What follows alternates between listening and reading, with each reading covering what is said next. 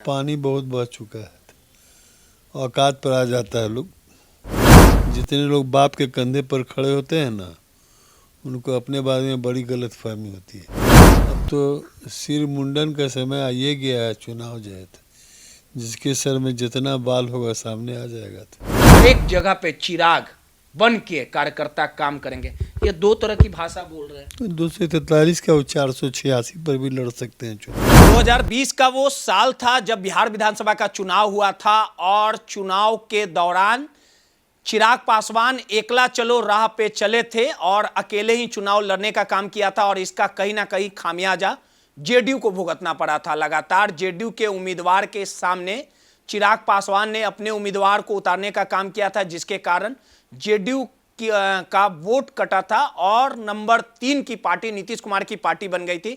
2025 चुनावी साल है और ऐसे में लगातार कांग्रेस यह आरोप लगाते रहा है कि इस बार 2025 के चुनाव में चिराग पासवान अगर अकेले चुनाव लड़ते हैं तो 2020 का जो अधूरा काम था उसे चिराग पासवान पूरा करेंगे, यानी नीतीश कुमार को समाप्त करने का बड़ा खेल रचा जा रहा है। और इस खेल के जो मास्टरमाइंड है वो बीजेपी है, क्योंकि आरा के सरजमी पे चिराग पासवान ने साफ तौर पे कहा था कि हम अकेले भी 243 सीटों पे चुनाव लड़ सकते हैं, इस्तीफा देंगे, क्योंकि हमारे लिए पद मायने नहीं रहता है, बिहार मायने रखता है और बिहार का जो हक है वो हम लौटा के रखेंगे। इन तमाम मुद्दों पे बात करने के लिए हमारे साथ जेडीयू के विधान पार्षद गुलाम गौस साहब हैं। बिहार की राजनीति को अच्छे से समझते भी है और ये जानते भी हैं कि 2020 में चिराग ने क्या खेल खेला था।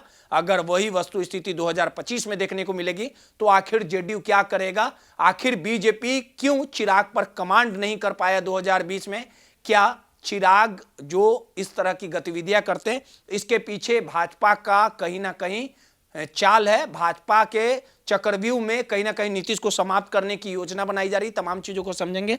सर, 2020 की ही बात करते हैं। नीतीश कुमार ने 20 साल काम किया है और काम के आधार पर ही वोट मांगते हैं। बिहार में जो सड़क का मकरजाल बना हुआ है नीतीश कुमार की ही देन है, लेकिन 2020 में जो चिराग पासवान एनडीए के पार्ट थे, अकेले चुनाव लड़ने गए, जेडीयू के उम्मीदवार के सामने अपना उम्मीदवार खड़ा कर दिया, जेडीयू का खामियाजा इसका भुगतना पड़ रहा। उम्मीदवार हार गए, 42 से 44 सीटों पे आप लोग हो गए। फिर उसी तरह की वस्तु स्थिति दिख रही है। चिराग आरा में उनका रैली था कुछ दिन पहले, 2 दिन पहले, वो बोले हम चाहेंगे तो 243 पर चुनाव लड़ेंगे, अगर मान सम्मान नहीं मिलेगा तो चिराग एनडीए 243 सीटों पर हर एक जगह पे चिराग बन के कार्यकर्ता काम करेंगे। ये दो तरह की भाषा बोल रहे हैं। 243 का वो 486 पर भी लड़ सकते हैं चुनाव, कोई मना करता है लड़े। लेकिन हमें जो जानकारी अभी तक तो एनडीए के पार्ट हैं, ऐसी अपेक्षा नहीं की जाती उनसे। 2020 में भी तो एनडीए के पार्टी थे लेकिन अकेले चले गए चुनाव लड़ने। अच्छा, अब आने दीजिए ना समय। इनका कोई गारंटी नहीं है ना। पानी बहुत बढ़ चुका है, औकात पर आ जाता है लोग। जितने लोग बाप के कंधे पर खड़े होते हैं ना, उनको अपने बारे में बड़ी गलतफहमी होती है।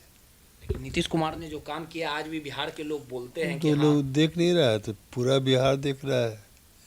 कोई ऐसा जाति, कोई ऐसा धर्म, कोई ऐसा पंथ जिसके लिए काम नहीं हुआ हो। हर घर में सरकार का पैसा किसी न किसी योजना के माध्यम से गया है।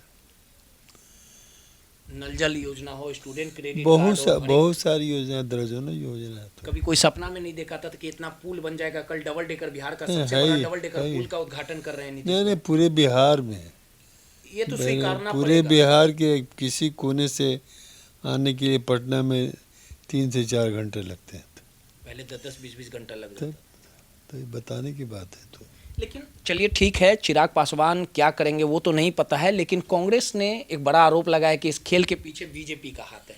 बीजेपी चाहती है कि जेडीयू समाप्त हो जाए और उसके बाद आरजेडी और बीजेपी सिर्फ रहे। अच्छा, किसी के चाहने से होता है।